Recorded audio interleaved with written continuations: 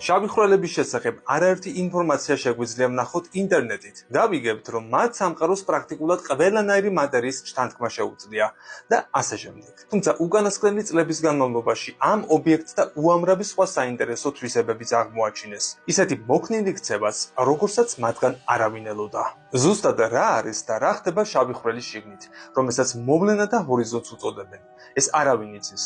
თუმცა მეცნიერებმა მინიმუმ 10 რამ ზოგადად ამ სივრცე დროის აბლაბუდის შესახებ მაინც გაარღვიეს. პირველი ეს არის შავი ხვრელის ძალიან სწრაფად ბრუნვა. რა ძალებით ხდება ეს? ამ კითხვაზე ჯერ მხოლოდ ჰიპოთეტური მოსაზრებები გვაქვს. მაგალითად, გალაქტიკა NGC 1365-ში მდებარე ზემასიური შავი ხვრელი, რომელიც დედამიწიდან 60 მილიონი სინათლის წლის მანძილზე მდებარეობს, წარმოუდგენელი სიჩქარით ბრუნავს. სინათლის სიჩქარის 84%-ით. მისი დიამეტრი 3,2 მილიონ კილომეტრს უტოლდება. ეს არის მოვლენათა ჰორიზონტის დიამეტრი. მასა კი რამდენიმე მილიონი ჩვენი მზის მასას. ბრუნვასთან ერთად ის არამარტო სივრცე-დროს ამრუდებს, არამედ მასში ვარდნილი მტვრისა და გაზის გავარვარებულ რენტგენის დიაპაზონში მოკიაფე მორებსაც ქმნის.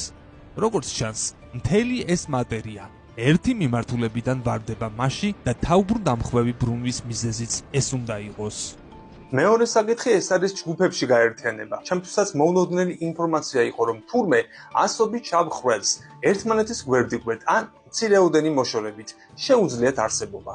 დიდ გალაქტიკებში ძალიან ბევრი შავი ხვრელია აღმოჩენილი. რენტგენის დიაპაზონში კვლევით ირმის ნახტომის ცენტრთან შავი ხვრელების სამალავი ადგილები გამოვლინდა, რომლებშიც ათეულობით ასეთი ობიექტია თავმოყრილი და მშვიდოსანი A ვარსკვლავის ჩვენი გალაქტიკის ზემასიური შავი ხვრელის გარშემო ბრუნავს.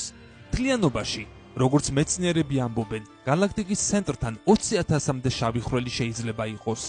ამ ხვრელების მასა 5-დან 30-მდე მზის მასის ფარგლებშია და სულ რაღაც 3 სინათლის წლით არიან დაშორებული ჩვენი გალაქტიკის ცენტრალურ ზემასიურ შავ ხვრელს. გამოიწერეთ ჩვენი YouTube არხი.